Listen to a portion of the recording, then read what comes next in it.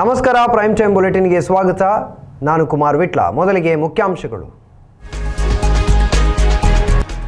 ಕರಾವಳಿಯಿಂದ ಅಯೋಧ್ಯೆಗೆ ನೇರ ರೈಲು ಸಂಚಾರ ಕಲ್ಪಿಸಿ ಸರ್ಕಾರದ ಮುಂದೆ ಬೇಡಿಕೆ ಇಟ್ಟ ಕರಾವಳಿಯ ಜನರು.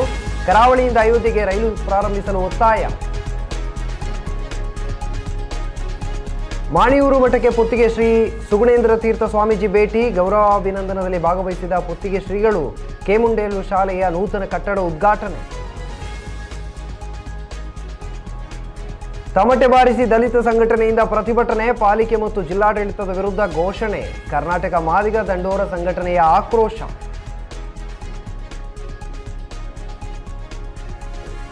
ಸಂಕ್ರಾಂತಿ ದಿನ ಬಿಳಿಗಿರಿ ರಂಗನ ಬೆಟ್ಟಕ್ಕೆ ದ್ವಿಚಕ್ರ ವಾಹನಗಳಿಗೆ ನಿರ್ಬಂಧ. ರಸ್ತೆ ಕಿರಿದು ಮತ್ತು ಕಡಿದಾಗಿರುವ ಕಾರಣ ನಿರ್ಬಂಧ ಹೇರಿ ಆದೇಶ ಹೊರಡಿಸಿದ ಚಾಮರಾಜನಗರ ಜಿಲ್ಲಾಡಳಿತ. ಸುದ್ದಿಗಳ ವಿವರ. ಅಯೋಧ್ಯೆಯಲ್ಲಿ ಶ್ರೀರಾಮ ಪ್ರಾಣ ಪ್ರತಿಷ್ಠೆ ಸಂದರ್ಭ ಕರಾವಳಿಯಿಂದ ಅಯೋಧ್ಯೆಗೆ ರೈಲು ಸಂಚಾರ ಪ್ರಾರಂಭಿಸಬೇಕು ಎಂಬ ಬೇಡಿಕೆಯನ್ನು ಕರಾವಳಿಯ ಜನರು ಸರ್ಕಾರದ ಮುಂದಿಟ್ಟಿದ್ದಾರೆ. ಕರಾವಳಿಯಿಂದ ಅತಿ ಹೆಚ್ಚು ಜನರು ಕರಸೇವಕರಾಗಿ ಅಯೋಧ್ಯೆ ಹೋರಾಟದಲ್ಲಿ ಭಾಗವಹಿಸಿದ್ದು ಇತಿಹಾಸ ಅಲ್ಲದೆ 80ರ ದಶಕದಲ್ಲಿ ಪೇಜಾವರ ಶ್ರೀಗಳ ನೇತೃತ್ವದಲ್ಲಿ ಧರ್ಮ ಸಂಸತ್ ಉಡುಪಿಯಲ್ಲಿ ನಡೆದು ಅಯೋಧ್ಯೆ ಹೋರಾಟಕ್ಕೆ ಚಾಲನೆಯನ್ನು ನೀಡಲಾಗಿತ್ತು. ಮುಂದೆ ಪೇಜಾವರ ಶ್ರೀಗಳು ಅಯೋಧ್ಯೆ ಶ್ರೀರಾಮ ಮಂದಿರ ಟ್ರಸ್ಟ್ನಲ್ಲಿ ಸೇರ್ಪಡೆಯಾದರು. ಎಲ್ಲ ಕಾರಣದಿಂದಾಗಿ ಕರಾವಳಿಯರಿಗೊಂದು ಹಕ್ಕಿದೆ. ಕೇಂದ್ರ ಸರ್ಕಾರ ಭಾರತದಾದ್ಯಂತ 100 ರೈಲುಗಳನ್ನು ಅಯೋಧ್ಯೆಗೆ ಪ್ರಾರಂಭಿಸಲಿದೆ ಎಂದು ಹೇಳಿದೆ. ಈ ಹಿನ್ನೆಲೆಯಲ್ಲಿ ನಾವು ಅಭಿಯಾನವನ್ನು ಆರಂಭಿಸಿದ್ದು ಇದರ ಭಾಗವಾಗಿ ರೈಲ್ವೆ ಸಚಿವರು ಮತ್ತಿತರರಿಗೆ ಮನವಿ ಸಲ್ಲಿಸಲಿದ್ದೇವೆ ಎಂದು ರೈಲ್ವೆ ಹಿತರಕ್ಷಣಾ ಸಮಿತಿ ಮುಂದಾಳು ಪೃಥ್ವಿರಾಜ್ ಶೆಟ್ಟಿ ಹೇಳಿದ್ದಾರೆ. ಅಯೋಧ್ಯೆಯ ಹೋರಾಟದ ಆರಂಭ ರೂಪುಗೊಂಡಿದ್ದು ನಮ್ಮ ಉಡುಪಿ ಜಿಲ್ಲೆಯಲ್ಲಿ 80ರ ದಶಕದಲ್ಲಿ ಧರ್ಮ ಸಂಸತ್ತಾದಾಗ ಅಯೋಧ್ಯೆಯ ಒಂದು ಹೋರಾಟದ ರೂಪುರೇಷೆಗಳು ಒಂದು ವಿಶೇಷ ತೀರ್ಥರ ನೇತೃತ್ವದಲ್ಲಿ ಉಡುಪಿಯಲ್ಲಿ ಸಿದ್ಧಗೊಂಡಿತ್ತು. ಆ ಒಂದು ನಿಟ್ಟಿನಲ್ಲಿ ನಮಗೆ ಕರಾವಳಿಗೆ ಒಂದು ಹಕ್ಕಿದೆ. ಅಯೋಧ್ಯೆಗೆ ನೇರ ರೈಲು ನಮಗೆ ಇಲ್ಲಿಂದಲೇ ಆರಂಭ ಆಗಬೇಕು ಅನ್ನುವ ನಿಟ್ಟಿನಲ್ಲಿ ನಾವು ಅಭಿಯಾನವನ್ನು ಆರಂಭ ಮಾಡಿದ್ದೇವೆ. ಅದೇ ರೀತಿ ಇವತ್ತು ಅಯೋಧ್ಯೆಗೂ ಕರಾವಳಿಗೂ ಅವಿನಾಭಾವ ಸಂಬಂಧ ಇದೆ. ಯಾಕಂದರೆ ಇವತ್ತು ನಮ್ಮ ಹಿಂದಿನ ವಿಶ್ವೇಶ ಪ್ರಸನ್ನ ತೀರ್ಥರು ಇರ್ಬೋದು, ಇವತ್ತು ವಿಶ್ವಪ್ರಸನ್ನ ತೀರ್ಥರು ಅಯೋಧ್ಯೆ ಟ್ರಸ್ಟಿಯಾಗಿದ್ದಾರೆ. ಅದೂ ಅಲ್ಲದೆ ಅಯೋಧ್ಯೆಗೆ ಅತಿ ಹೆಚ್ಚು ಕರಸೇವಕರು ನಮ್ಮ ಕರಾವಳಿ ಜಿಲ್ಲೆಯಿಂದ ಹೋಗಿದ್ದಾರೆ, ನಮ್ಮ ಇಡೀ ರಾಜ್ಯದಲ್ಲೇ. ಆದ್ದರಿಂದ ನಾವು ಒಂದು ಹಕ್ಕೊತ್ತವನ್ನು ಮಾಡ್ತೇವೆ, ಅಯೋಧ್ಯೆಗೆ ನೇರ ರೈಲು ಸಂಪರ್ಕವನ್ನು ನಮ್ಮ ಕರಾವಳಿ ಜಿಲ್ಲೆಗೆ ಕೊಡಬೇಕು. ಮಂಗಳೂರಿನಿಂದ ಹಿಡಿದು ಉತ್ತರ ಕನ್ನಡದವರೆಗೆ ಇಲ್ಲಿನ ಜನರಿಗೆ ಅನುಕೂಲ ಆಗುವ ಹಾಗೆ ನೇರ ರೈಲು ಸಂಪರ್ಕವನ್ನು ಕೊಡಬೇಕು ಅನ್ನೋ ನಿಟ್ಟಿನಲ್ಲಿ ಈಗಾಗಲೇ ಸಂಸದರಿಗೂ ನಾವು ಮನವಿಯನ್ನು ಮಾಡಿದ್ದೇವೆ. ನಮ್ಮ ಪೇಜಾವರ ಸ್ವಾಮಿಗಳಿಗೂ ಮಾಡಿದ್ದೇವೆ, ಅಯೋಧ್ಯೆ ಟ್ರಸ್ಟಿ ಕೂಡ ಹೌದು. ಈಗ ತಾನೇ ನಾವು ಕೋಟ ಶ್ರೀನಿವಾಸ ಪೂಜಾರು ವಿರೋಧ ಪಕ್ಷದ ನಾಯಕರಿಗೆ ಮನವಿಯನ್ನು ಮಾಡಿದ್ದೇವೆ. ಅವರು ಕೂಡ ಅದಕ್ಕೆ ಮನವಿಯನ್ನು ಪುರಸ್ಕರಿಸಿ ನಮ್ಮ ರಾಜ್ಯದಿಂದ ಪ್ರತಿನಿಧಿಸತಕ್ಕಂಥ ನಿರ್ಮಲಾ ಸೀತಾರಾಮನ್ ಅವರಿಗೆ ನಾನು ಈ ತಕ್ಷಣವೇ ಮಾತಾಡ್ತೇನೆ ಅಂತ ಹೇಳಿದ್ದಾರೆ. ಅಶ್ವಿನಿ ವೈಷ್ಣವ್ ನಮ್ಮ ರೈಲ್ವೆ ಸಚಿವರಿಗೆ ಕೂಡ ನಾನು ಇವತ್ತೇ ಮಾತಾಡ್ತೇನೆ ಅನ್ನುವ ಹೇಳಿಕೆಯನ್ನು ಶ್ರೀನಿವಾಸ ಪೂಜಾರು ನಮಗೆ ಈಗಲೇ ಭರವಸೆಯನ್ನು ಕೊಟ್ಟಿದ್ದಾರೆ. ನಮಗೆ ಮಾಹಿತಿ ತಿಳಿದಾಗೆ ಇನ್ನೊಂದು 5-10 ದಿನದಲ್ಲಿ ಇಡೀ ದೇಶಾದ್ಯಂತ 100 ರೈಲುಗಳನ್ನು ಕೇಂದ್ರ ಸರ್ಕಾರ ಸಂಚಾರ ಮಾಡಲಿಕ್ಕೆ ವ್ಯವಸ್ಥೆ ಆಗ್ತಾಯಿದೆ. ನಮ್ಮ ಬೇಡಿಕೆ ಏನಂದರೆ ಆ 100 ರೈಲುಗಳಲ್ಲಿ ಒಂದು ಟ್ರೈನು ಕರಾವಳಿಗೆ ಕನಿಷ್ಠ ಪಕ್ಷ ವಾರದಲ್ಲಿ 3 ದಿನ ಹೋಗುವಂಥ ವ್ಯವಸ್ಥೆ ಆಗಬೇಕು ಅನ್ನೋದು ನಮ್ಮೆಲ್ಲರ ಬೇಡಿಕೆ. 4ನೇ ಬಾರಿಗೆ ಪರ್ಯಾಯ ಪೀಠಾರೋಹಣ ಮಾಡಲಿರುವ ಪುತ್ತಿಗೆ ಮಠಾಧೀಶರಾದ ಶ್ರೀ ಸುಗುಣೇಂದ್ರ ತೀರ್ಥ ಶ್ರೀಪಾದರು ತಮ್ಮ ಜನ್ಮಭೂಮಿ ಮಾಣಿಯೂರು ಮಠಕ್ಕೆ ಇಂದು ಭೇಟಿ ನೀಡಿದರು. ಈ ಸಂದರ್ಭದಲ್ಲಿ ಪುತ್ತಿಗೆ ಶ್ರೀಪಾದರು ತಾನು ಕಲಿತಂಥ ಕೇಮುಂಡೇಲು ಶಾಲೆಯ ನೂತನ ಕಟ್ಟಡವನ್ನು ಉದ್ಘಾಟನೆ ಮಾಡಿದ್ದಾರೆ. ಕೇಮುಂಡೇಲು ಪಾಂಡುರಂಗ ಭಜನಾ ಮಂಡಳಿಯಲ್ಲಿ ಪಾಂಡುರಂಗ ದೇವರಿಗೆ ಮಂಗಳಾರತಿ ಮಾಡಿ ಪುತ್ತಿಗೆ ಶ್ರೀಪಾದರು ತಮ್ಮ ತಂದೆಯವರು ಈ ದೇವರಿಗೆ ಪೂಜೆ ಮಾಡಿದ್ದನ್ನು ಸ್ಮರಿಸಿಕೊಂಡರು. ಹಾಗೆಯೇ ತಮ್ಮ 4ನೇ ಪರ್ಯಾಯಕ್ಕೆ ಎಲ್ಲರನ್ನು ಆಹ್ವಾನಿಸಿದರು. ಆ ಬಳಿಕ ಕೇಮುಂಡೇಲು ಅನುದಾನಿತ ಹಿರಿಯ ಪ್ರಾಥಮಿಕ ಶಾಲೆ, ಕೇಮುಂಡೇಲು ಪಾಂಡುರಂಗ ಭಜನಾ ಮಂಡಳಿ ಹಾಗೂ ಸಾರ್ವಜನಿಕ ಗಣೇಶೋತ್ಸವ ಮುದರಂಗಡಿ ಇವರ ವತಿಯಿಂದ ಹಮ್ಮಿಕೊಂಡಿದ್ದ ಗೌರವ ಅಭಿನಂದನಾ ಕಾರ್ಯಕ್ರಮದಲ್ಲಿ ಭಾಗವಹಿಸಿದ ಪುತ್ತಿಗೆ ಶ್ರೀಗಳು ಗೌರವ ಅಭಿನಂದನೆಯನ್ನು ಸ್ವೀಕರಿಸಿ ಆಶೀರ್ವಚನ ನೀಡಿದರು. ದೇವರ ಮಹಿಮೆ ಅದು ಎಲ್ಲದಕ್ಕಿಂತ ಹೆಚ್ಚು ನಮಗೆ ಅನುಭವಕ್ಕೆ ಬಂದಿದೆ. ಬಾಲ್ಯದಲ್ಲಿ ಇಲ್ಲಿ ಅನಂತ ಪದ್ಮನಾಭ ದೇವರ ಪೂಜೆ ಮಾಡ್ತಾ ಇದ್ದರಿಂದ ಕೃಷ್ಣನ ಪೂಜೆ ಮಾಡುವ ಒಂದು ಅವಕಾಶ ನಮಗೆ ಸಿಕ್ಕಿದೆ.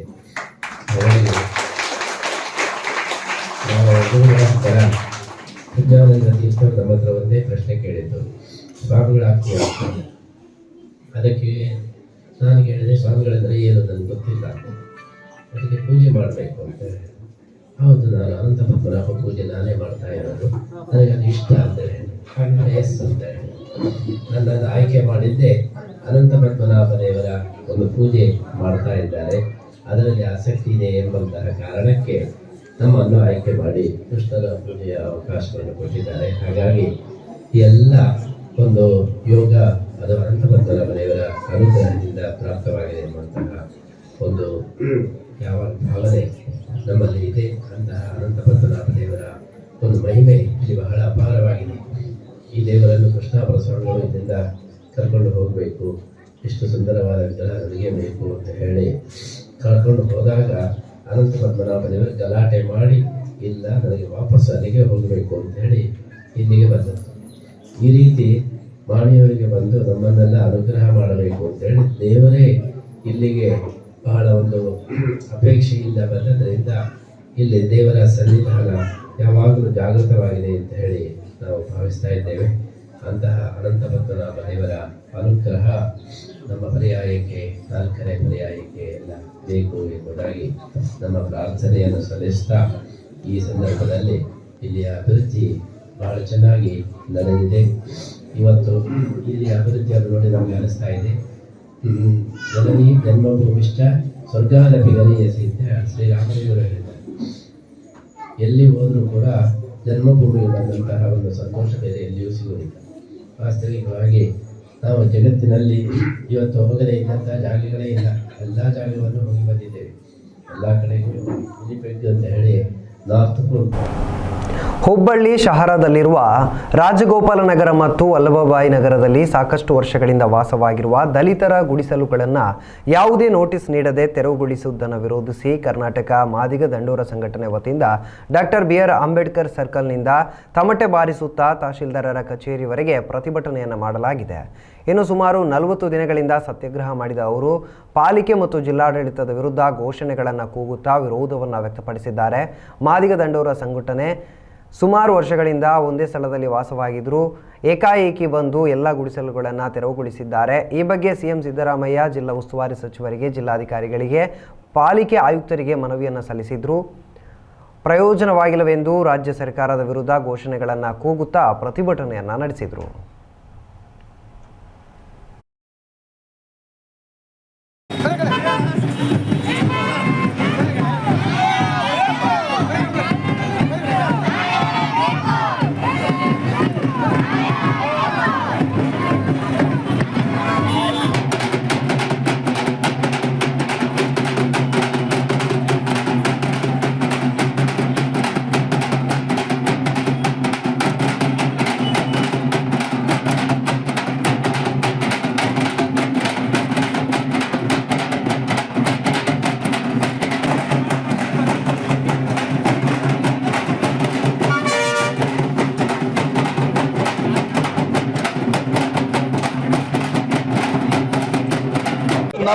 ನಲ್ವತ್ತು ದಿವಸ ಸರ್ ಸತತ ಧರಣಿ ಕುಂತು ಇವತ್ತವರೆಗೂ ರಾಜ್ಯ ಸರ್ಕಾರ ಆಗಲಿ, ಕೇಂದ್ರ ಸರ್ಕಾರ ಆಗಲಿ, ಅಧಿಕಾರಿಗಳೇ ಆಗಲಿ ಅಥವಾ ಶಾಸಕರಾಗಲಿ, MP ಗಳಾಗಲಿ, ಇಲ್ಲಿ ಸಂಬಂಧಪಟ್ಟ ಮಿನಿಸ್ಟರ್ಗಳು ಯಾರೂ ಬರಲಿಲ್ಲ.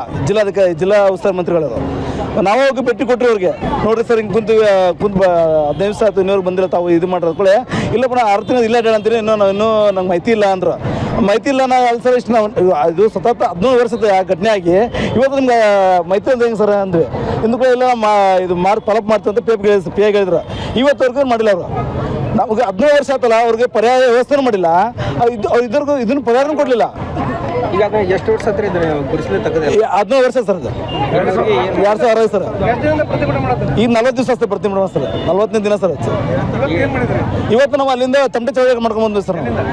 ಬಾಬಾ ಸಾಹೇಬ್ ಅಂಬೇಡ್ಕರ್ ಮೂರ್ತಿಯಿಂದ ಚೆನ್ನಮ್ಮ ಸರ್ಕಲ್ಗೆ ಸುತ್ತಾಗಿ ಬಂದು ಸರ್. ಈಗ ಯಾರು ಅಂಡರ್ದ ಬರ್ತಿದ್ರಿ, ಅವ್ನ ಮನೆ ಖರೀದಿ ಮಾಡಿದ್ರು? ಖರೀದಿ ಸರ್, ಅದು ಆಕ್ಚುಲಿ ಒರಿಜಿನಲ್ ಜಾಗ ಎಲ್ಲಿಂದ ಮಾಡಿದ್ರಿ? ರೈಲ್ವೆ ಇಲಾಖೆಯವರು ರಾಜಗೋಪಾಲ ನಗರದ ಅಭಿವೃದ್ಧಿ ಸಂಬಂಧ ಏನು ಮಾಡ್ರು ತೆರವುಗೊಳಿಸ್ಬಿಟ್ರು ಸರ್. ನಮ್ಗೆ ಅನ್ಯಾಯ ಮಾಡಿ ದಲಿತರು ಮನೆ ಇದ್ರಿ ಅಲ್ಲಿ ಎಷ್ಟು ಕುಟುಂಬ ಐತೆ? ಟೋಟಲ್ 220 ಮನೆ ಸರ್. ರಾಜಗೋಪಾಲ ನಗರ, ವಲ್ಲಭ ನಗರದಾಗ 220 ಮನೆ ಸರ್. 440 ಮನೆ ಸರ್ ತೆಗೆದ್ರು. ಎಷ್ಟು ಮನೆಯನ್ನು ತೆರವುಗೊಳಿ ಸರ್. ಇನ್ನೂವರೆಗೆ ಏನು ವ್ಯವಸ್ಥೆ ಮಾಡ್ಕೊಡ್ಲಿಲ್ಲ, ಎಲ್ಲಿ ವ್ಯವಸ್ಥೆ ಮಾಡ್ಕೊಡಿಲ್ಲ. ಮುಂದೆ ನಿಮ್ಗೆ ಏನಾಗುತ್ತೆ? ನಮ್ಮ ಮುಂದೆ ಆಗುಮಟ್ಟ ಕುಂದ್ರವ್ರು ಸರ್. ಅವ್ರಿಗೆ ಪರ್ಯಾಯ ವ್ಯವಸ್ಥೆ ಆಗುಮಟ್ಟ ಕುಂದ್ರವ್ರು ಸರ್. ನಿಮ್ಮ ಹೆಸರು ಗಂಗಪ್ಪ ಪೇರು ಅಂತ ಸರ್. ಸಂಕ್ರಾಂತಿ ಹಬ್ಬದಂದು ಬಿಳಿಗಿರಿ ರಂಗನ ಬೆಟ್ಟಕ್ಕೆ ದ್ವಿಚಕ್ರ ವಾಹನಗಳಿಗೆ ನಿರ್ಬಂಧ ಹೇರಿ ಜಿಲ್ಲಾಡಳಿತ ಆದೇಶವನ್ನು ಹೊರಡಿಸಿದ್ದು, ಭಕ್ತಾದಿಗಳು ಸಹಕರಿಸಬೇಕೆಂದು ಕೋರಲಾಗಿದೆ.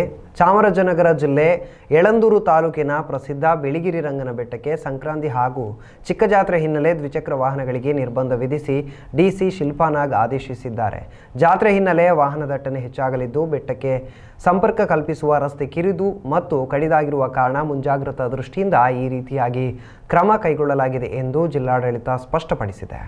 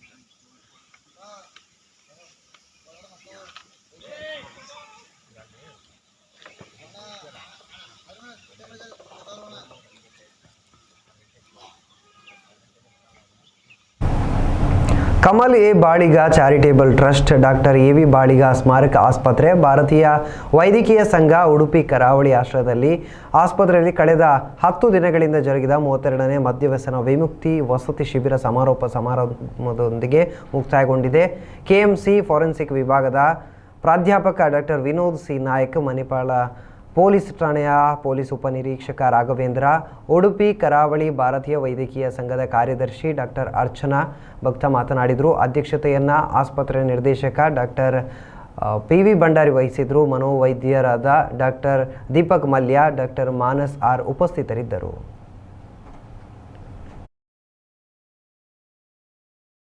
ಸುರೇಶ್ ನಾವೂರು, ಶ್ರೀಮತಿ ಪದ್ಮಾ ರಾಘವೇಂದ್ರ, ನಾಗರಾಜ್ ಮೂರ್ತಿ ಹಾಗೂ ನಮ್ಮೆಲ್ಲ ಕೌನ್ಸಿಲರ್ಸ್ ಟೀಮ್ಗೆ ಕೂಡ ನಾನು ಸ್ವಾಗತವನ್ನು ಕೋರ್ತಾ ಇದ್ದೇನೆ. Doctor Sunil, doctor Pavan Reddy, doctor Kavya, so ಈ ಕ್ಯಾಂಪ್ ಸಕ್ಸಸ್ಗೆ ಅವರು ಕೂಡ ಕಾರಣೀಕರ್ತರು, ಅವರಿಗೂ ಕೂಡ ಪ್ರೀತಿಪೂರ್ವಕ ಎಲ್ಲರಿಗೂ ಕೂಡ ನಾನು ಅಭಿನಂದಿಸ್ತೇನೆ. ಯಾಕಂದರೆ ಇಂಥ ಶಿಬಿರದಲ್ಲಿ ನೀವು ಮನಸ್ಸು ಮಾಡಿ ಬರುವುದೇ ಒಂದು ದೊಡ್ಡ ವಿಷಯ ನಿಜವಾಗ್ಲೂ ಹೇಳ್ತೇನೆ. ಸೊ ನೀವಿಲ್ಲಿ ರಚನಾ ಕೂಡ ಹಾಗೆ ಹೇಳ್ತಾ ಇದ್ರು, ನೀವು ಇಲ್ಲಿ ಬಂದದೇ ನಿಮ್ಮ ಬಾಳಲ್ಲಿ ತಗೊಂಡ ಒಂದು ದೊಡ್ಡ ಸ್ಟೆಪ್. ಸೊ ಅದಕ್ಕೂ ನಿಮಗೂ ಕೂಡ ಅಭಿನಂದಿಸಬೇಕು. ಕಂಗ್ರ್ಯಾಚುಲೇಷನ್ಸ್. ಯಾಕಂದರೆ ನೀವು ಮಾತ್ರ ಅಲ್ಲ, ನಿಮ್ಮ ಬೇರೆಯವರಿಗೆ ಇಂಥ ಒಂದು ಚಿಕಿತ್ಸೆ, ಇಂಥ ಒಂದು ಏನಾದರೂ ಬೇಕಾಗಿದ್ದರೆ ಅವರಿಗೂ ಕೂಡ ಪ್ರೋತ್ಸಾಹಿಸಬೇಕಂತ ನಾನು ನಿಮ್ಮಲ್ಲಿ ಕೇಳ್ಕೊಳ್ತೇನೆ. ಯಾಕಂದರೆ it's very very important.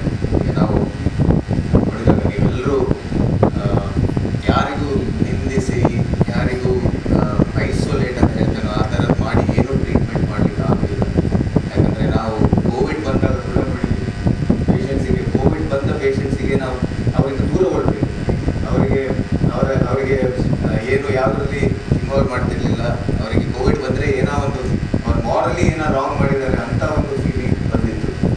Even ಇದು ಅಡಿಕ್ಷನ್ ಕೂಡ ನಾವು ಯಾರಿಗೂ ನಿಂದಿಸಿ ಅದರಲ್ಲಿ ಏನು ಸಾಧಿಸಲಿಕ್ಕಿಲ್ಲ.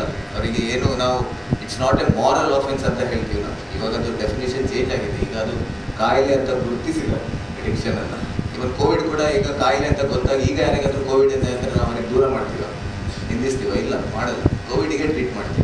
ಸೊ ಅದೇ ಥರ ಅಡಿಕ್ಷನ್ಗೆ ಕೂಡ ಟ್ರೀಟ್ಮೆಂಟ್ ಇದೆ, ಟ್ರೀಟ್ಮೆಂಟ್ ತಗೊಳ್ಬೇಕು, ಅವರಿಗೆ ನಿಂದಿಸಬಾರ್ದು. ಸೊ ಇದೆಲ್ಲ ನೀವು ಟ್ರೀಟ್ಮೆಂಟ್ ತಗೊಳ್ಳೋದಾದರೆ ಟ್ರೀಟ್ಮೆಂಟ್, ಮೆಡಿಕಲ್ ಟ್ರೀಟ್ಮೆಂಟ್ ಜೊತೆ ನೀವು ಒಳ್ಳೆ ಚಟುವಟಿಕೆಗಳು, ಒಳ್ಳೆ ಆಕ್ಟಿವಿಟೀಸ್ಗಳಲ್ಲಿ ಕೂಡ ಇನ್ವಾಲ್ವ್, ಅದನ್ನು ಕೂಡ ಈ ಶಿಬಿರದಲ್ಲಿ ಇದನ್ನು ಇನ್ಕಾರ್ಪೊರೇಟ್ ಮಾಡಿದ್ದಾರೆ. So that is something great. ಪವಾಡ ಪುರುಷ ಮಲೆಮಹದೇಶ್ವರ ನೆಲೆಸಿರುವ ಚಾಮರಾಜನಗರ ಜಿಲ್ಲೆಯ ಮಲೆಮಹದೇಶ್ವರ ಬೆಟ್ಟದಲ್ಲಿ ವರ್ಷದ ಮೊದಲ ಅಮಾವಾಸ್ಯೆ ಹಿನ್ನೆಲೆ ಸಾವಿರಾರು ಭಕ್ತರು ಜಮಾಯಿಸಿ ಮಹದೇಶ್ವರನ ದರ್ಶನ ಪಡೆದರು. ಗುರುವಾರ ಅಮಾವಾಸ್ಯೆ ಹಿನ್ನೆಲೆ ರಾಜ್ಯದ ವಿವಿಧ ಭಾಗಗಳಿಂದ ಮಹಿಳೆಯರು, ವೃದ್ಧರು, ಮಕ್ಕಳು ಸೇರಿದಂತೆ ಸಾವಿರಾರು ಸಂಖ್ಯೆಯಲ್ಲಿ ಭಕ್ತರು ಆಗಮಿಸಿದರು. ಗುರುವಾರ ರಾತ್ರಿ ಶ್ರೀ ಮಲೆಮಹದೇಶ್ವರ ಸ್ವಾಮಿಗೆ ಚಿನ್ನದ ರಥ ಸೇವೆ ಕಾರ್ಯವು ಸಾವಿರಾರು ಭಕ್ತರ ಸಮ್ಮುಖದಲ್ಲಿ ಬಿಗಿ ಬಂದೋಬಸ್ತ್ನಲ್ಲಿ ನಡೆಯಿತು. ಶ್ರೀ ಮಲೆಮಹದೇಶ್ವರ ಸ್ವಾಮಿ ಕ್ಷೇತ್ರ ಅಭಿವೃದ್ಧಿ ಪ್ರಾಧಿಕಾರ ಕಾರ್ಯದರ್ಶಿ ಸರಸ್ವತಿ ನೇತೃತ್ವದಲ್ಲಿ ಬಿಗಿಯಾದ ಪೊಲೀಸ್ ಬಂದೋಬಸ್ತನ್ನು ಮಾಡಲಾಗಿತ್ತು. ಭಕ್ತರಿಗೆ ಯಾವುದೇ ರೀತಿಯಾದಂಥ ಗೊಂದಲ ಉಂಟಾಗದಂತೆ ವ್ಯವಸ್ಥೆಯನ್ನು ಮಾಡಲಾಗಿತ್ತು. ಬಂದ ಭಕ್ತರಿಗೆ ದಾಸೋಹ ಭವನದಲ್ಲಿ ದಾಸೋಹ ಸರಾಗವಾಗಿ ನಡೆಯಿತು.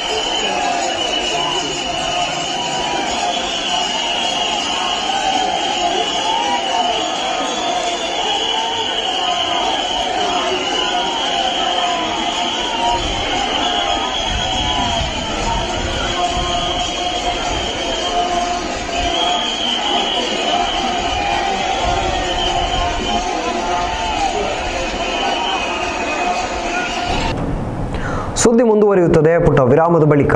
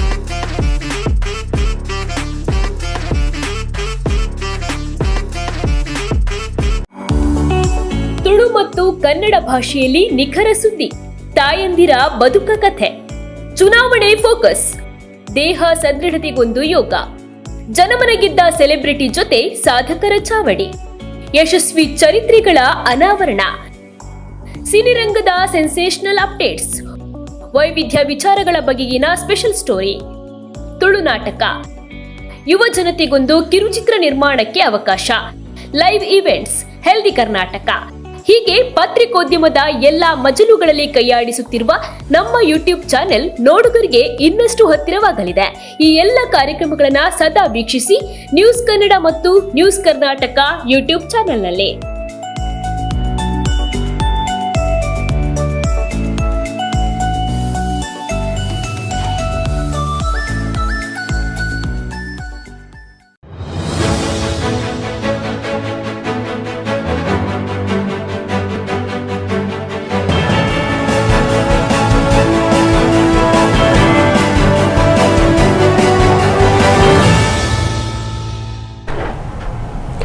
ವಿರಾಮದ ಬಳಿಕ ಮತ್ತೆ ಸ್ವಾಗತ. ರಕ್ಷಣಾ ತಡೆಗೋಡೆ ಇಲ್ಲದೆ ಬಾವಿಗೆ ಬಿದ್ದ ಅಪರಿಚಿತ ವ್ಯಕ್ತಿಯೊಬ್ಬರನ್ನ ಆಪತ್ಬಾಂಧವ ನಿತ್ಯಾನಂದ ಒಳಕಾಡುವವರು ರಕ್ಷಿಸಿರುವ ಘಟನೆ ನಡೆದಿದೆ. ಉಡುಪಿ ಬಡಗುಪೇಟೆಯಿಂದ ರಾಜಾಂಗಣ ಸಂಪರ್ಕಿಸುವಂತಹ ರಸ್ತೆಯ ಬಳಿಯ ಆವರಣ ಇಲ್ಲದ ಸುಮಾರು 50 ಅಡಿ ಆಳದ ಬಾವಿಗೆ ವ್ಯಕ್ತಿ ಬಿದ್ದಿದ್ದು, ಬಾವಿಯಿಂದ ಬೊಬ್ಬೆ ಕೇಳಿ ಬಂದಿದ್ದರಿಂದ ರಸ್ತೆಯಲ್ಲಿ ಹಾದು ಹೋಗುವವರು ಸಂಶಯಪಟ್ಟು ಬಾವಿಯಲ್ಲಿ ಇಣುಕಿ ನೋಡಿದಾಗ ಘಟನೆ ಬೆಳಕಿಗೆ ಬಂದಿದೆ. ರಕ್ಷಣೆಗಾಗಿ ನಿತ್ಯಾನಂದ ಒಳಕಾಡು ಅವರಿಗೆ ಕರೆ ಬಂದಿದ್ದು, ತಕ್ಷಣವೇ ಘಟನಾ ಸ್ಥಳಕ್ಕೆ ಬಂದ ಒಳಕಾಡು ಅವರು ಹಗ್ಗದ ಸಹಾಯದಿಂದ ಬಾವಿಯಲ್ಲಿದ್ದ ವ್ಯಕ್ತಿಯನ್ನ ಮೇಲಕ್ಕೆತ್ತಿದ್ದಾರೆ. ಬಾವಿಯಲ್ಲಿ ನೀರಿನ ಪ್ರಮಾಣ ಕಡಿಮೆ ಇರುವುದರಿಂದ ವ್ಯಕ್ತಿಯು ಪ್ರಾಣಾಪಾಯದಿಂದ ಪಾರಾಗಿದ್ದಾರೆ. ಕಾರ್ಯಾಚರಣೆಗೆ ರವಿ ಕಾಪು ಅವರು ಸಹಕರಿಸಿದ್ದಾರೆ. ರಕ್ಷಿಸಲ್ಪಟ್ಟ ವ್ಯಕ್ತಿಯನ್ನ ಹೊರ ಜಿಲ್ಲೆಯ ಯಾತ್ರಾರ್ಥಿ ಎಂದು ಶಂಕಿಸಲಾಗಿದೆ.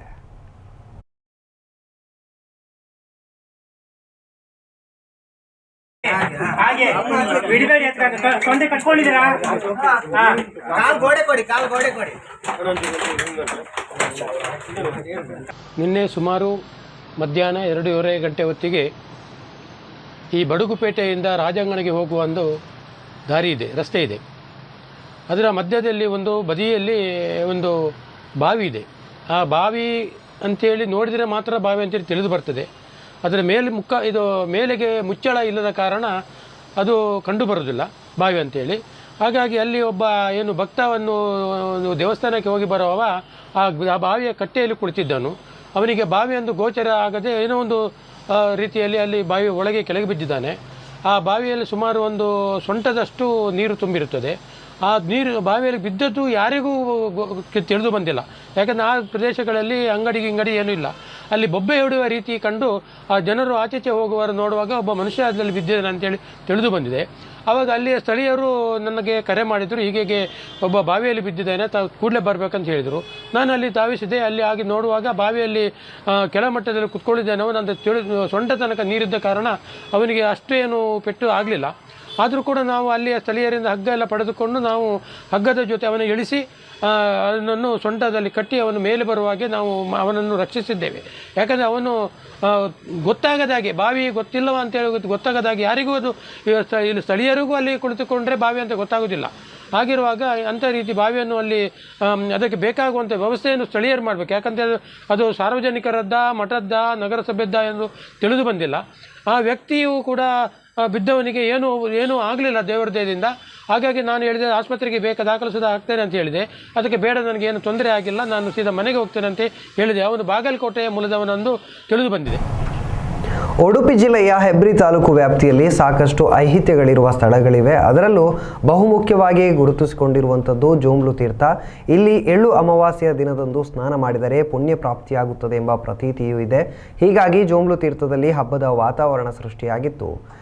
ಹೆಬ್ರಿ ಸಮೀಪದಲ್ಲಿರುವಂತಹ ಈ ಜೋಂಬ್ಲು ತೀರ್ಥ ನೈಸರ್ಗಿಕವಾಗಿ ಕಲ್ಲು ಬಂಡೆಗಳ ನಡುವೆ ಹರಿಯುವ ಸೀತಾ ನದಿಯಿಂದ ಆವೃತಗೊಂಡಿರುವಂತಹ ಪ್ರವಾಸಿ ತಾಣ. ಹಿಂದೆ ಋಷಿಮುನಿಗಳು ಇದೇ ಸ್ಥಳದಲ್ಲಿ ಧ್ಯಾನ ಮಾಡುತ್ತಿದ್ದಾರೆ ಎನ್ನುವಂಥ ಐಹಿತ್ಯ ಕೂಡ ಇದೆ. ದಟ್ಟ ಕಾಡಿನ ಮಧ್ಯೆ ಇರುವಂಥ ಈ ಜೋಂಬ್ಲು ತೀರ್ಥಕ್ಕೆ ಪ್ರತಿ ವರ್ಷ ಎಳ್ಳು ಅಮಾವಾಸ್ಯೆಯಂದು ಸಾವಿರಾರು ಭಕ್ತರು ಬಂದು ತೀರ್ಥ ಸ್ನಾನ ಮಾಡಿ ತೆರಳುತ್ತಾರೆ. ಜೋಂಬ್ಲು ತೀರ್ಥದ ತಟದಲ್ಲಿ ಜೋಂಬ್ಲು ಬೊಬ್ಬಯ್ಯ ದೈವವಿದ್ದು ತೀರ್ಥಸ್ನಾನ ಮಾಡಿ ಬಂದ ಭಕ್ತರು ಇಲ್ಲಿ ಹಣ್ಣು ಕಾಯಿ ಅರ್ಪಿಸಿ ತೆರಳುವುದು ವಾಡಿಕೆ. ಕೊರಕಲು ಮಧ್ಯೆ ಹರಿಯುವಂಥ ನದಿಯ ನೀರು ಕೆಳಕ್ಕೆ ಜಿಗಿಯುವಂಥ ನೀರಿನಲ್ಲಿ ತೀರ್ಥಸ್ನಾನ ಮಾಡಲು ದೂರದಿಂದಲೂ ಕೂಡ ಭಕ್ತರು ಆಗಮಿಸುತ್ತಾರೆ. ಹೀಗಾಗಿ ಪ್ರತಿ ವರ್ಷ ಇಲ್ಲಿ ಎಳ್ಳು ಅಮಾವಾಸ್ಯೆಯ ದಿನ ಎಂದರೆ ಸಾಕು, ಕಾಡಿನ ಮಧ್ಯೆ ಹಬ್ಬದ ವಾತಾವರಣವೇ ಸೃಷ್ಟಿಯಾಗುತ್ತದೆ. ಜೋಂಬ್ಲು ತೀರ್ಥ ಕೇವಲ ತೀರ್ಥಕ್ಷೇತ್ರವಾಗಿ ಗುರುತಿಸಿಕೊಳ್ಳದೆ ಪ್ರವಾಸಿ ತಾಣವಾಗಿಯೂ ಕೂಡ ಗುರುತಿಸಿಕೊಂಡಿದೆ. ಆದರೆ ಇತ್ತೀಚಿನ ದಿನಗಳಲ್ಲಿ ಇಲ್ಲಿ ಬರುವ ಪ್ರವಾಸಿಗರು ಸೆಲ್ಫಿ ಹುಚ್ಚಿನಿಂದಾಗಿ ಸಾವು ಸಂಭವಿಸುತ್ತಿರುವ ಹಿನ್ನೆಲೆಯಲ್ಲಿ ಸದ್ಯ ಇಲ್ಲಿ ಪ್ರವಾಸಿಗರಿಗೆ ನಿರ್ಬಂಧವನ್ನು ಹೇರಲಾಗಿದೆ. ಕೆಲವು ವರ್ಷಗಳಿಂದ ಕೇವಲ ಎಳ್ಳು ಅಮಾವಾಸ್ಯೆ ಹಬ್ಬಕ್ಕಾಗಿ ಮಾತ್ರ ಇಲ್ಲಿ ತೀರ್ಥಸ್ಥಾನಕ್ಕೆ ಅವಕಾಶವನ್ನು ಕಲ್ಪಿಸಲಾಗುತ್ತಿದೆ.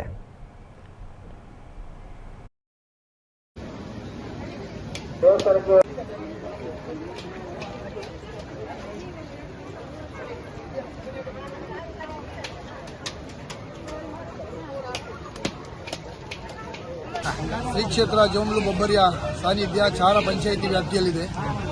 ಚಾರ ಪಂಚಾಯಿತಿಗೆ ಮಾತ್ರ ಸೀಮಿತವಲ್ಲದೆ ಒಂದು 3-4 ಗ್ರಾಮಗಳನ್ನು ಒಗ್ಗೂಡಿಸುವಂಥ ಒಂದು ಕೇಂದ್ರ. ಇಲ್ಲಿ ವಿಶೇಷವಾಗಿ ತೀರ್ಥಸ್ಥಾನ ಒಬ್ಬರಿನ ಸಾನ್ನಿಧ್ಯ ಇದೆ. ಪಕ್ಕದಲ್ಲಿ ಉಳಿದ ಸಾನ್ನಿಧ್ಯ ದೇವರುಗಳ ಗುಡಿಗಳು ಇದ್ದಾವೆ. ಹಾಗೆ ವಿಶೇಷವಾಗಿ ಅನ್ನ ಸಂತರ್ಪಣೆ ಕಾರ್ಯಕ್ರಮ ಇಲ್ಲಿ ಬಹಳ ವಿಜೃಂಭಣೆಯಿಂದ ಹಾಗೂ ಪ್ರತಿ ವರ್ಷ 5,000 ರಿಂದ 6,000 ಜನ ಅನ್ನ ಸಂತರ್ಪಣೆ ಸೇವೆಯಲ್ಲಿ ಭಾಗಿಯಾಗ್ತಾರೆ. ಹಾಗೆ ಇಲ್ಲಿ ಬರುವಂಥ ಎಲ್ಲ ಭಕ್ತಾದಿಗಳಿಗೆ ತೀರ್ಥ ಸ್ನಾನ ಮಾಡುವಂಥ ವ್ಯವಸ್ಥೆ, ಕೊಂಡ್ಲಿಗೆ ಸ್ನಾನ, ಕೊಂಡ್ಲು ಅಂತಿದೆ, ಆ ಕೊಂಡ್ಲು ಜಾಗದಲ್ಲಿ ಏಣಿಯನ್ನಿಟ್ಟು ಏಣಿಯಲ್ಲಿ ಸ್ನಾನ ಮಾಡಿ ಬರುವಂಥ ಭಕ್ತಾದಿಗಳಿಗೆ ಪ್ರಸಾದವನ್ನು ಸ್ವೀಕರಣೆ ಮಾಡಿ, ಅನ್ನ ಪ್ರಸಾದವನ್ನು ಸ್ವೀಕರಣೆ ಮಾಡಿ ಹೋಗುವಂಥ ವ್ಯವಸ್ಥೆಯನ್ನು ನಾವೆಲ್ಲರೂ ಹಾಗೂ ಸ್ಥಳೀಯ ಮುಖಂಡರು ಹಾಗೂ ಇಲ್ಲಿನ ದಾನಿಗಳ ಮುಖೇನ ನಡೀತೀವಿ. ಏನು ವಿಶೇಷ ಇಲ್ಲಿ ಸ್ನಾನ ಮಾಡಿದ್ರೆ ಏನಾಗುತ್ತೆ, ಮತ್ತೆ ಬೊಬ್ಬರಿನ ವಿಶೇಷತೆ? ಬೊಬ್ಬರಿನ ವಿಶೇಷತೆ ಅಂತ ಹೇಳಿದ್ರೆ, ಬೊಬ್ಬರಿನ ನಮ್ಮೂರಿನಲ್ಲಿ ಒಂದು ಮಾತಿದೆ, ಬೊಬ್ಬರಿನ ಕಡುಬು, ಬೊಬ್ಬರಿನ ಸೇವೆ. ಹಾಗೆ ಬೊಬ್ಬರಿನ ತೀರ್ಥ ಸ್ನಾನ ಮಾಡಿದರೆ ಪಾಪಗಳು, ಕಾಯಿಲೆಗಳು, ಯಾವುದೇ ಪಾಪಕರ್ಮಗಳಿಗೆ ಮುಕ್ತಿ ಸಿಗ್ತದೆ ಅನ್ನುವಂಥ ಒಂದು ಹಿನ್ನೆಲೆ ಇದೆ. ಅದನ್ನು ಹಿಂದಿನ ಸಂಪ್ರದಾಯ ಇದೆ. ಕುಂದಗೋಳ ತಾಲೂಕಿನ ಹಿರೇನರ್ತಿ ಗ್ರಾಮದಲ್ಲಿ ಜನವರಿ 13ರಂದು ಹಳೆ ಪಂಚಾಯತ್ ಆವರಣದಲ್ಲಿ ಕೃಷಿಕ ಸಮಾಜದ ನವದೆಹಲಿಯಿಂದ ರಾಜ್ಯ ಮಟ್ಟದ ರೈತರ ಜಾತ್ರೆ, ವಿಶೇಷ ಸಾಧಕರಿಗೆ ಸನ್ಮಾನ ಮತ್ತು ನೂತನ ಗ್ರಾಮ ಘಟಕ ಉದ್ಘಾಟನಾ ಸಮಾರಂಭ ಹಮ್ಮಿಕೊಳ್ಳಲಾಗಿದೆ ಎಂದು ರಾಜ್ಯ ಘಟಕದ ಅಧ್ಯಕ್ಷ ಮಾಣಿಕ್ಯ ಚಿಲ್ಲೂರು ಹೇಳಿದರು. ಕುಂದಗೋಳ ಪಟ್ಟಣದಲ್ಲಿ ಮಾಧ್ಯಮಗೋಷ್ಠಿ ಉದ್ದೇಶಿಸಿ ಮಾತನಾಡಿದಂಥ ಅವರು, ಕಳೆದ 3-4 ವರ್ಷಗಳಿಂದ ಅತಿವೃಷ್ಟಿ ಅನಾವೃಷ್ಟಿಯಿಂದ ರೈತರು ಆತ್ಮಸ್ಥೈರ್ಯ ಕಳೆದುಕೊಳ್ಳುತ್ತಿದ್ದು, ಅನ್ನದಾತರಿಗೆ ಆತ್ಮಸ್ಥೈರ್ಯ ತುಂಬಲು ಅನ್ನದಾತರ ಜಾತ್ರೆಯನ್ನು ಹಮ್ಮಿಕೊಳ್ಳಲಾಗಿದೆ ಎಂದರು. ಶಾಸಕ MR ಪಾಟೀಲ್, ಕೃಷಿಕ ಸಮಾಜ ನವದೆಹಲಿ ರಾಜ್ಯಾಧ್ಯಕ್ಷ ಮಾಣಿಕ್ಯ ಚಿಲ್ಲೂರು, ಕಾಂಗ್ರೆಸ್ ಮುಖಂಡ ಗೌಡಪ್ಪ ಗೌಡ ಪಾಟೀಲ್, ಉದ್ಯಮಿ VSV ಪ್ರಸಾದ್ ಮತ್ತು ಜಿಲ್ಲಾ ಕನ್ನಡ ಮತ್ತು ಸಂಸ್ಕೃತಿ ಇಲಾಖೆ ನಿರ್ದೇಶಕರಾದ ಕುಮಾರ ಬೆಕ್ಕೇರಿ ಅವರು ಕಾರ್ಯಕ್ರಮವನ್ನು ಉದ್ಘಾಟಿಸಲಿದ್ದಾರೆ ಎಂದರು. ಶಿತಿಕಂಠೇಶ್ವರ ಸ್ವಾಮೀಜಿ, ಅಭಿನವ ಬಸವಣ್ಣಜ್ಞ ಮಹಂತ ಸ್ವಾಮೀಜಿಗಳು, ಮುಳ್ಳುಳ್ಳಿಯ ಶಿವಯೋಗೀಶ್ವರ ಸ್ವಾಮೀಜಿ, ಹಿರೇನರ್ತಿಯ ಪಂಚಯ್ಯ ಹಿರೇಮಠ ಸಾನ್ನಿಧ್ಯ ವಹಿಸಲಿದ್ದಾರೆ. ಮುಖ್ಯ ಅತಿಥಿಗಳಾಗಿ ಮಾಜಿ ಶಾಸಕಿ ಕುಸುಮಾವತಿ ಶಿವಳ್ಳಿ, SI ಚಿಕ್ಕನಗೌಡ ಸೇರಿದಂತೆ ಅನೇಕ ಗಣ್ಯರು ಪಾಲ್ಗೊಳ್ಳಲಿದ್ದು, ಕಾರ್ಯಕ್ರಮದ ಅಧ್ಯಕ್ಷತೆಯನ್ನು ಕೃಷಿಕ ಸಮಾಜದ ತಾಲೂಕು ಅಧ್ಯಕ್ಷ ಗೂಳಪ್ಪ ಕುಂಬಾರ ವಹಿಸಲಿದ್ದಾರೆ ಎಂದರು. ಆತ್ಮಸ್ಥೈರ್ಯ ತುಂಬುವಂಥ ಕಾರ್ಯಕ್ರಮ ಇದು. ಯಾಕಂದರೆ ಬರಗಾಲ ಆಗಿರೋದ್ರಿಂದ ಅದರ ಜೊತೆಗೆ ವಿಶೇಷ ಚೇತನ ಉಳ್ಳವರಿಗೆ ಕೃಷಿ ರತ್ನ ರಾಜ್ಯ ಪ್ರಶಸ್ತಿಯನ್ನು ಕೊಡ್ತಾ ಇದ್ವಿ. ಶತಾಯುಷಿಗೆ ಪಾದಪೂಜೆ ಇಟ್ಕೊಂಡು ಸನ್ಮಾನ ಮಾಡ್ತಾ ಇದ್ವಿ. ಈ ಕಾರ್ಯಕ್ರಮದ ಉದ್ದೇಶ ಅಂತಂದರೆ, ಇವತ್ತಿನ ಕಾಲದಾಗ ಕಾಲು ಕೈ ನೆಟ್ಟಗಿದ್ದರೂ ಕೃಷಿ ಮಾಡೋಕ್ಕೆ ಇನ್ನೂ ಒಂದು ಹಾಕುವಂಥ ಸಂದರ್ಭದಾಗ ವಿಶೇಷ ಚೇತನವರು ಕೃಷಿಯಲ್ಲಿ ಹೆಚ್ಚಿನ ಆಸಕ್ತಿ ಹೊಂದಿ ಕೆಲಸ ಮಾಡ್ತಕ್ಕಂಥವ್ರು ರಾಜ್ಯಾದ್ಯಂತ ಗುರುತಿಸಿ ನಾವು 10 ಜನಕ್ಕೆ ಕೃಷಿ ರತ್ನ ರಾಜ್ಯ ಪ್ರಶಸ್ತಿಯನ್ನು ಅನೌನ್ಸ್ಮೆಂಟ್ ಮಾಡಿದ್ವಿ. ಸುಮಾರು ಎಷ್ಟು ಜನ ರೈತರು ಸೇರ್ಬೋದು? 2,000ರಿಂದ 2,500 ರೈತರು ಈ ಕಾರ್ಯಕ್ರಮದಲ್ಲಿ ಸೇರ್ತಾರೆ. ಇಲ್ಲಿ ಗೊಂಬೆ ಕುಣಿತ, ಡೊಳ್ಳು, ಭಜನೆ, ಮಹಿಳಾ ಕುಂಭಮೇಳ ಎಲ್ಲವೂ ಕೂಡ ಒಂದು ಅದ್ದೂರಿಯಾದಂಥ ಕಾರ್ಯಕ್ರಮ ನಡೀತಿದೆ. ಈ ಒಂದು ಕಾರ್ಯಕ್ರಮ ಕಾಣಮ ಸಂಸ್ಕೃತಿ ಸಹಯೋಗ ಇದೆ. ಅದರ ಜೊತೆಗೆ ರೈಟ್ ನೋ ನ್ಯೂಸ್ ಚಾನಲ್ನವರು ಕೂಡ ರೈತ ಮಿತ್ರ ಅಂತಕ್ಕಂಥ ಚಾನಲನ್ನು ಒಂದು ಲಾಂಚ್ ಮಾಡ್ತಾ ಇದ್ದಾರೆ. ಅದರ ಜೊತೆಗೆ ಚಿರಾಯು ಚಾನಲ್ನವರು ಕೂಡ, ನಮ್ಮ ಯೂಟ್ಯೂಬ್ ಚಾನಲ್ನವರು ಕೂಡ ನಮ್ಮ ಜೊತೆ ಸಹಕಾರ ಕೊಟ್ಟು ರೈತರಿಗೆ ಆತ್ಮಸ್ಥೈರ್ಯ ತುಂಬುವಂಥ ಕಾರ್ಯಕ್ರಮ ಇದು. ಯಾಕಂದರೆ ಬರಗಾಲ ಆಗಿರೋದ್ರಿಂದ ಅದರ ಜೊತೆಗೆ ವಿಶೇಷ ಚೇತನ ಉಳ್ಳವರಿಗೆ ಕೃಷಿ ರತ್ನ ರಾಜ್ಯ ಪ್ರಶಸ್ತಿಯನ್ನು ಕೊಡ್ತಾ ಇದ್ವಿ. ಶತಾಯುಷಿಗೆ ಪಾದಪೂಜೆ ಇಟ್ಕೊಂಡು ಸನ್ಮಾನ ಮಾಡ್ತಾ ಇದ್ವಿ. ಈ ಕಾರ್ಯಕ್ರಮದ ಉದ್ದೇಶ ಅಂತಂದರೆ, ಇವತ್ತಿನ ಕಾಲದಾಗ ಕಾಲು ಕೈ ನೆಟ್ಟಗಿದ್ದರೂ ಕೃಷಿ ಮಾಡೋಕ್ಕೆ ಇನ್ನೂ ಒಂದು ಹಾಕುವಂಥ ಸಂದರ್ಭದಾಗ ವಿಶೇಷ ಚೇತನವರು ಕೃಷಿಯಲ್ಲಿ ಹೆಚ್ಚಿನ ಆಸಕ್ತಿ ಹೊಂದಿ ಕೆಲಸ ಮಾಡ್ತಕ್ಕಂಥವ್ರು ರಾಜ್ಯಾದ್ಯಂತ ಗುರುತಿಸಿ ನಾವು 10 ಜನಕ್ಕೆ ಕೃಷಿ ರತ್ನ ರಾಜ್ಯ ಪ್ರಶಸ್ತಿಯನ್ನು ಅನೌನ್ಸ್ಮೆಂಟ್ ಮಾಡಿದ್ವಿ. ಸುಮಾರು ಎಷ್ಟು ಜನ ರೈತರು ಸೇರ್ಬೋದು? 2,000ರಿಂದ 2,500 ರೈತರು ಈ ಕಾರ್ಯಕ್ರಮದಲ್ಲಿ ಸೇರ್ತಾರೆ. ಇಲ್ಲಿ ಗೊಂಬೆ ಕುಣಿತ, ಡೊಳ್ಳು, ಭಜನೆ, ಮಹಿಳಾ ಕುಂಭಮೇಳ ಎಲ್ಲವೂ ಕೂಡ ಒಂದು ಅದ್ದೂರಿಯಾದಂಥ ಕಾರ್ಯಕ್ರಮ ನಡೀತಿದೆ. ಈ ಒಂದು ಕಾರ್ಯಕ್ರಮ ಕಾಣಮ ಸಂಸ್ಕೃತಿ ಸಹಯೋಗ ಇದೆ. ಅದರ ಜೊತೆಗೆ ರೈಟ್ ನೋ ನ್ಯೂಸ್ ಚಾನಲ್ನವರು ಕೂಡ ರೈತ ಮಿತ್ರ ಅಂತಕ್ಕಂಥ ಚಾನಲನ್ನು ಒಂದು ಲಾಂಚ್ ಮಾಡ್ತಾ ಇದ್ದಾರೆ. ಅದರ ಜೊತೆಗೆ ಚಿರಾಯು ಚಾನಲ್ನವರು ಕೂಡ, ನಮ್ಮ ಯೂಟ್ಯೂಬ್ ಚಾನಲ್ನವರು ಕೂಡ ನಮ್ಮ ಜೊತೆ ಸಹಕಾರ ಕೊಡ್ತಾರೆ. ಮಳವಳ್ಳಿ ಗೇಟ್ ಸಮೀಪ ಕಬಿನಿ ಕುಡಿಯುವ ನೀರಿನ ಪೈಪ್ಲೈನ್ ಒಡೆದು ಸಾರ್ವಜನಿಕರಿಗೆ ಕುಡಿಯಲು ಬಳಕೆಯಾಗಬೇಕಿದ್ದ ನೀರು ಕಾಲುವೆ ಪಾಲಾಗಿರುವ ಜೊತೆಗೆ ರೈತರ ಬೆಳೆಗೂ ಕಂಟಕವಾಗಿದೆ ಎಂದು ಮಳವಳ್ಳಿ ಗ್ರಾಮದ ರೈತರೊಬ್ಬರು ಆರೋಪಿಸಿದ್ದಾರೆ. ಗುಂಡ್ಲುಪೇಟೆ ಪಟ್ಟಣದ ಜನರ ದಾಹ ನೀಗಬೇಕಿದ್ದ ಜೀವಜಲ ಅಧಿಕಾರಿಗಳ ನಿರ್ಲಕ್ಷ್ಯತನದಿಂದ ಪೋಲಾಗುತ್ತಿರುವ ದೃಶ್ಯ ಮಳವಳ್ಳಿ ಗೇಟ್ ಸಮೀಪ ಕಂಡುಬಂದಿದೆ. ಗುಂಡ್ಲುಪೇಟೆ ಪಟ್ಟಣದಲ್ಲಿ ಕುಡಿಯುವ ನೀರಿನ ಬವಣೆ ನೀಗಿಸಲು ಕಬಿನಿಯಿಂದ ನೀರನ್ನು ಸರಬರಾಜು ಮಾಡಲಾಗ್ತಿದೆ. ಆದರೆ ಕಳೆದ 1 ವಾರದ ಹಿಂದೆಯೇ ಸಂಪರ್ಕ ಮಾರ್ಗ ಮಧ್ಯೆ ಪೈಪ್ಲೈನ್ ಒಡೆದು ಹೋಗಿರುವ ಪರಿಣಾಮ ಅಪಾರ ಪ್ರಮಾಣದಲ್ಲಿ ನೀರು ಪೋಲಾಗುತ್ತಿದೆ. ಇತ್ತ ಗುಂಡ್ಲುಪೇಟೆ ಪಟ್ಟಣದ ವಾರ್ಡ್ಗಳಲ್ಲಿ 1 ವಾರದಿಂದಲೂ ಸಹ ನೀರು ಪೂರೈಕೆಯಾಗಿಲ್ಲ. ಕುಡಿಯುವ ನೀರಿಗೆ ಹಾಹಾಕಾರ ಉಂಟಾಗಿದೆ ಎಂದು ಸ್ಥಳೀಯರು ಆರೋಪಿಸಿದ್ದು, ಸಾರ್ವಜನಿಕರಿಗೆ ಬಳಕೆಯಾಗಬೇಕಾದ ನೀರು ಸಂಪರ್ಕದ ಪೈಪ್ ಒಡೆದು ಹೋಗಿರುವುದನ್ನು ಕೂಡಲೇ ದುರಸ್ತಿಗೊಳಿಸಬೇಕೆಂದು ಕರುನಾಡ ಯುವಶಕ್ತಿ ಸಂಘಟನೆ ತಾಲೂಕು ಅಧ್ಯಕ್ಷ ಮುನೀರ್ ಪಾಷಾ ಪುರಸಭಾ ಆಡಳಿತ ಮಂಡಳಿಗೆ ಒತ್ತಾಯಿಸಿದ್ದಾರೆ.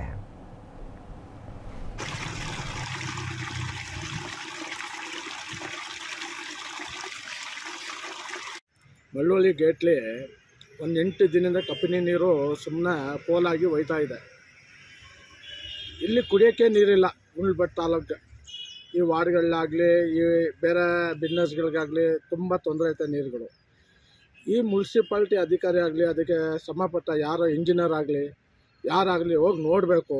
ತುಂಬ ನೀರು ವೇಸ್ಟ್ ಆಗ್ತದಲ್ಲ, ಅದೇ ನೀರು ಈ ಕಡೆ ಬಂದರೆ ನಾವು ಕುಡಿಬೋದು. ದನಗಳಿದ್ದಾರೆ ಅವರು ಅದಕ್ಕೂ ಯೂಸ್ ಆಗ್ತದೆ.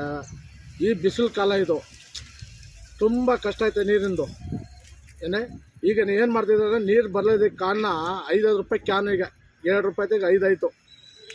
ಫಿಲ್ಟರ್ ನೀರು ಅಂದ್ಬಿಟ್ಟು ತಗೊಂಡೋಗಿ ಕುಡಿತಾ ಇದ್ದೀವಿ.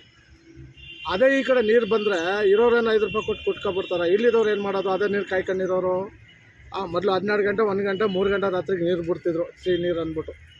ಈಗ ಒಂದು ವಾರದಿಂದ ನೀರು ಹೋಯ್ತಾ ಇದ್ದಲ್ಲಪ್ಪ, ಇದಕ್ಕೆ ಗಮನ ಕಟ್ಟೋರು ಯಾರು, ಕೇಳೋರು ಯಾರು? ಇದಕ್ಕೆ ಅಧಿಕಾರಿಗಳು 8 ದಿನದಿಂದ ಅವ್ರಿಗೆ ಯಾರು ಫೋನು ಮಾಡಿಲ್ವ, ಇಲ್ಲ ಗಮನಕ್ಕೆ ಬಂದಿಲ್ವ ಅವ್ರಿಗೆಲ್ಲ? ಇದು ನಾವು ಆಗಿ ನೋಡ್ಕೊಂಡು ನಾವು ಮಾಡಿದ್ರೆ ನೀವು ಸುದ್ದಿ ನೋಡ್ಕೊಂಡು ಹೋಗಿ ಮಾಡೋದು ಅದಕ್ಕೆ ಇದು ಬರಲ್ಲ. ನಿಮ್ಮ ಜವಾಬ್ದಾರಿ ಏನಾದ್ರೆ ಬೆಳಗ್ಗೆ ಬಂದು ದಯವಿಟ್ಟು ಅದು ಮಾಡಿ. ಇದೇ ಥರ ಸುಮಾರು ಕಂಪ್ಲೇಂಟ್ಗಳೈತೆ. ಒಂದೊಂದಾಗಿ ಹೇಳಕ್ಕೆ ಹೋದ್ರೆ ತುಂಬ ಇದಾಗೈತದ. ಯಾರಿಗೂ ನಾವು ಇಲ್ಲಿ ಗುರಿ ಮಡಿಕೆ ಮಾತಾಡ್ತಾ ಇಲ್ಲ. 4 ಜನಕ್ಕೆ ಒಳ್ಳೇದಾಗಬೇಕು, ಅದೇ ನಮ್ಮ ಕೆಲಸ. ಲಿಂಗದೀಕ್ಷೆ ವಿವಾದದ ಬಗ್ಗೆ ಹುಲಸೂರು ತಾಲೂಕಿನ ಬೇಲೂರು ಗ್ರಾಮದ ವೀರಕ್ತ ಮಠದ ಪರಮಪೂಜ್ಯ ಶ್ರೀ ಶಿವಬಸವ ಸ್ವಾಮೀಜಿ ಕಿಡಿಕಾರಿದ್ದಾರೆ. ವಿಶ್ವಗುರು ಬಸವಣ್ಣನವರ ಧರ್ಮಪತ್ನಿಯಾದ ಗಂಗಾಂಬಿಕಾ ತಾಯಿಯವರನ್ನ ಘನಲಿಂಗ ರುದ್ರಮುನಿಗಳು ಲಿಂಗದೀಕ್ಷೆ ಕೊಟ್ಟಿರಬಹುದೆಂದ ಮಾತು ಲೇಖಕರಾಗಿರುವಂಥ ವೀರಶೆಟ್ಟಿ ಎಂ ಪಾಟೀಲ ಹಾಗೂ ಪ್ರಕಾಶಕರಾದಂಥ ಅಭಿನವ ಶ್ರೀ ಪ್ರಕಾಶಾನಂದ ಕಲ್ಯಾಣದ ಶ್ರೀಗುರು ಘನಲಿಂಗ ರುದ್ರಮುನಿ ಗವಿಮಠ ಪುಸ್ತಕದಲ್ಲಿ ಬರೆದಿರುವುದು ಹಸಿ ಸುಳ್ಳು ಎಂದು ವಿರಕ್ತ ಮಠ ಬೇಲೂರಿನ ಪರಮಪೂಜ್ಯ ಶ್ರೀ ಶಿವಬಸವ ಸ್ವಾಮೀಜಿ ಹೇಳಿದರು. ಲೇಖಕರು ಇತಿಹಾಸವನ್ನು ತಿರುವುಮುರುವು ಮಾಡಿದ್ದಾರೆ. ಇನ್ನು ಮುಂದೆ ಬಸವಾದಿ ಶಿವಶರಣರ ಇತಿಹಾಸದ ಮೇಲೆ ಪಂಚಾಚಾರ್ಯರು ಸವಾರಿ ಮಾಡುವುದನ್ನು ನಿಲ್ಲಿಸಬೇಕು ಎಂದರು. ಒಂದು ವೇಳೆ ಲೇಖಕರು ಬರೆದಂಥ ಪುಸ್ತಕದಲ್ಲಿ ಘನಲಿಂಗ ರುದ್ರಮುನಿಯವರು ನೀಲಾಂಬಿಕಾ ತಾಯಿಯವರಿಗೆ ಲಿಂಗದೀಕ್ಷೆ ನೀಡಿದ್ದು ಸತ್ಯವಾದರೆ ನಮ್ಮ ಮಠದ ವತಿಯಿಂದ 1 ಲಕ್ಷ ರೂಪಾಯಿ ಬಹುಮಾನವನ್ನು ನೀಡಲಾಗುತ್ತದೆ ಎಂದು ಸವಾಲು ಹಾಕುತ್ತಾ ಹಾಗೂ ಬಹುತೇಕ ಚರ್ಚೆಗೆ ನಾನು ಸದಾ ಸಿದ್ಧ ನೀಡುತ್ತೇನೆ ಎಂದು ಸವಾಲು ಹಾಕಿದ್ದಾರೆ. ಈ ವಿಷಯಕ್ಕೆ ಸಂಬಂಧಿಸಿದಂತೆ ಲೇಖಕ ವೀರಣ್ಣ ದಂಡೆ ಅವರು ಬರೆದಂಥ 12ನೇ ಶತಮಾನದ ಶರಣರ ಸ್ಮಾರಕಗಳು ಬಸವ ಕಲ್ಯಾಣದಿಂದ ಕೂಡಲ ಸಂಗಮದವರೆಗೆ ಎಂಬ ಆಧಾರ ಗ್ರಂಥದಲ್ಲಿ ವಿಷಯ ಉಲ್ಲೇಖಿಸಿರುವಂಥ ಆಧಾರದ ಮೇಲೆ ಈ ಪದಗಳನ್ನು ನಾನು ಬರೆದ ಕಲ್ಯಾಣದ ಶ್ರೀ ಗುರು ಘನಲಿಂಗ ರುದ್ರಮುನಿ ಗವಿಮಠ ಪುಸ್ತಕದಲ್ಲಿ ಉಲ್ಲೇಖಿಸಿದ್ದೇನೆ ಎಂದು ಲೇಖಕ ವೀರ ಎಂ ಶೆಟ್ಟಿ ಪಾಟೀಲ ಅವರು ಹೇಳಿದ್ದಾರೆ. ವೀರಶೆಟ್ಟಿ ಪಾಟೀಲ್ ಅವರು ಆಧಾರ ರಹಿತವಾಗಿರ್ತಕ್ಕಂಥ ಗಂಗಾಂಬಿಕೆ ವಿಶ್ವಗುರು ಬಸವಣ್ಣವರ ಧರ್ಮಪತ್ನಿಯಾಗಿರ್ತಕ್ಕಂಥ ನಮ್ಮ ಗಂಗಾಂಬಿಕೆ ಅವರಿಗೆ ಲಿಂಗ ದೀಕ್ಷಾ ಹಾಗೂ ಅಕ್ಕಿಜ ಬಳಸೋ ಕೊಟ್ಟರು ಅಂತೇಳಿ ಬರೆದಿದ್ದಾರೆ. ಇನ್ನು ಖಂಡಿಸ್ತೀವಿ. ಯಾವುದೇ ಆಧಾರ ಇದಕ್ಕಿಲ್ಲ. ಈ ಪುಸ್ತಕ ಯಾವಾಗ ಬಿಡುಗಡೆ ಆಗ್ಯದ್ರಿ? ಸುಮಾರು ಒಂದು 2 ವರ್ಷ ಆಯ್ತು ಅಂತ ಹೇಳ್ತಾರೆ ಅವರು. ತಾವು 2 ವರ್ಷದಾಗ ಗಮನಕ್ಕೆ ಈಗ ಬಂದಿದ್ದು ನಮಗೆ. ತಮ್ಮ ಗಮನಕ್ಕೆ ಇವಾಗ ಬಂದಿದ್ದ? ನಮ್ಮ ಗಮನಕ್ಕೆ ಬಂದು ಈಗ 1 ವಾರದಿಂದ ಬಂದಿದೆ. ಇನ್ನಿತರ ಮಠಾಧೀಶರಿಗೆ ಏನಾದ್ರು ಹೇಳಿದ್ರ ತಾವು? ಎಲ್ಲ ಮಠಾಧೀಶರಿಗೂ ನಾವು ವಿಷಯ ತಿಳಿಸಿದ್ವಿ, ತಿಳಿಸ್ತಾ ಇದ್ವಿ. ಸ್ವಲ್ಪ ಬಾಳಿಕೆ ಹೋಗಿ ಮತ್ತು ಯಾವುದು ಪ್ರಶಸ್ತಿ ಪ್ರದಾನ ಇರೋದ್ರಿಂದ ಅನೇಕ ಕಾರ್ಯಕ್ರಮ ಮಾಡೋದ್ರಿಂದ ಸ್ವಲ್ಪ ಸ್ಥಗಿತ. ಈಗೇನು ತಾವೇನು ಕಾನೂನು ಹೋರಾಟ ಮಾಡ್ಬೇಕಂತೀರಿ? ಇದಕ್ಕೆ ಕಾನೂನು ಹೋರಾಟ ಮಾಡಬೇಕು ಸದಾ ಸಿದ್ಧ. ನಾವು ಚರ್ಚೆಗೂ ಸದಾ ಸಿದ್ಧ. ಒಂದು ವೇಳೆ ಅವರು ಗಂಗಾಂಬಿಕೆಯವರಿಗೆ ನೀಲಾಂಬಿಕೆಯವರಿಗೆ ಬಸವಾದಿ ಶರಣರಿಗೆ ಲಿಂಗ ದೀಕ್ಷೆ ಕೊಟ್ಟದ್ದು ನಿಜ ಆಯ್ತು ಅಂತಂದ್ರೆ 1 ಲಕ್ಷ ರೂಪಾಯಿ ಬಹುಮಾನ ಘೋಷಣೆ ಮಾಡಲಾಗುತ್ತದೆ. ಚರ್ಚೆಗೂ ಸದಾ ಸಿದ್ಧ. ನಿಮ್ಮಿಂದ 1 ಲಕ್ಷ ಬಹುಮಾನ ನಮ್ಮ ಶ್ರೀಮಠದಿಂದ 1 ಲಕ್ಷ ರೂಪಾಯಿ ಬಹುಮಾನ ಅವರಿಗೆ ಆಧಾರ ಕೊಟ್ಟವರಿಗೆ ವಚನದಲ್ಲಿ ಉಲ್ಲೇಖವಾಗಿದ್ದರೆ. ಇದು ಪುಸ್ತಕ ಬರೆದ ಲೇಖಕರು ಯಾರದಾರ್ರಿ? ವೀರಶೆಟ್ಟಿ ಎಂ ಪಾಟೀಲ್. ಅವ್ರ ಜೊತೆ ಏನಾದ್ರು ನಿಮ್ ಸಂಭಾಷಣೆ ಆಗಿದೆ, ಮಾತುಕತೆ ಆಗಿದೆ. ಅವರು ಇದನ್ನ ತಿದ್ಕೊಂತ ಅಂತ ಹೇಳಿದ್ದಾರೆ. ಅದಕ್ಕೆ ನಾವು ಬಿಟ್ಟಿದ್ದೀವಿ. ಅಲ್ಲ ಮತ್ತೆ ಪ್ರೆಸಿಡೆಂಟ್ ಮಾಡ್ತೀವಿ ಈಗ ತಿದ್ಕೊಂತ ಅಂತ ಹೇಳಿದ್ಮೇಲೆ ತಿದ್ಕೋವರೆಗೆ ನಾವು ಎಲ್ಲ ಪುರ ಕ್ವಶನ್ ಇರೋದು 1 ವಾರದ ಹಿಂದೆ ನಿಮ್ಗೆ ಗೊತ್ತಾಗಿದೆ. ಅವ್ರ ಜೊತೆ ಮಾತಾಡಿದ್ರಿ, ಅವ್ರು ತಿದ್ಕೋತೀನಿ ಅಂತ ಹೇಳಿದ್ರು. ಕ್ಷಮೆ ಕೇಳಿದಾರೆ ಅನ್ಸುತ್ತೆ. ಅವರು ಬಂದಿಲ್ಲ. ಈಗ CPI PSI ಒತ್ತಾಯ ಮೂಲಕ ಚಿತ್ಕೊಂಡ್ ಅಂದಾರ. ಅವ್ರು ಬಂದು ತಪ್ಪು ಒಪ್ಕೊಂಡಿಲ್ಲ ಮಾತ್ರ. ಇಲ್ಲ, ನಿಮ್ ಜೊತೆ ಅವ್ರ ಸಂವಾದ ಆಗಿದೆನಾ ಇದ್ರ ಬಗ್ಗೆ, ಈ ವಿಷಯದ ಆಗಿದೆ ರೀ? ಮಾತುಕತೆ ಆಗಿದೆ, ಅದು ವಿಚಾರ ಮಾಡ್ಕೊಂತ ಅವ್ರು ಹೇಳಿದ್ದಾರೆ ಅಷ್ಟೇ. ಆ ಪುಸ್ತಕ ಒಳಗಡೆ ಫೋಟೋ ಫೋಟೋ ಮಿಸ್ಟೇಕ್ ಆಗಿದೆ ನಾವು ಖಂಡಿಸ್ತೀವಿ. ನಾವು ಈಗ ನೀವೇನು ಆಕ್ಷನ್ ತಗೊಂಡ್ರಿ ತಹಸೀಲ್ದಾರ್ ಅವರು PSI ಅವರಿಗೆ? ನಾವು ಕೊಡ್ತಿದ್ವಿ, PSI ಕೊಡ್ತೀವಿ, SI ಕೊಡ್ತೀವಿ, ಕೋರ್ಟಿಗೆ ಮುಂದೆ ಏನು ನಾವು.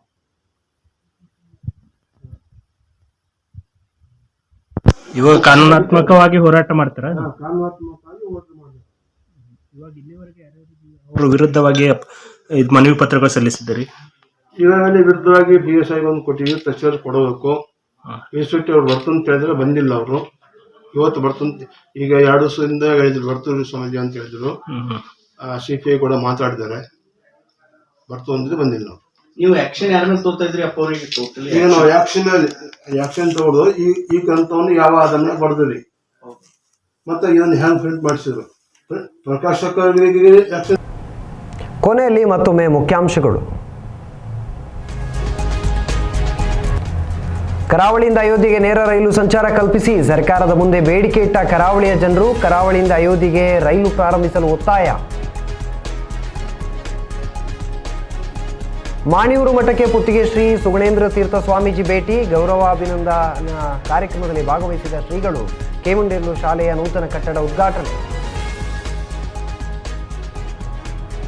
ತಮಟೆ ಬಾರಿಸಿ ದಲಿತ ಸಂಘಟನೆಯಿಂದ ಪ್ರತಿಭಟನೆ. ಪಾಲಿಕೆ ಮತ್ತು ಜಿಲ್ಲಾಡಳಿತದ ವಿರುದ್ಧ ಘೋಷಣೆ. ಕರ್ನಾಟಕ ಮಾದಿಗ ದಂಡೋರ ಸಂಘಟನೆಯ ಆಕ್ರೋಶ.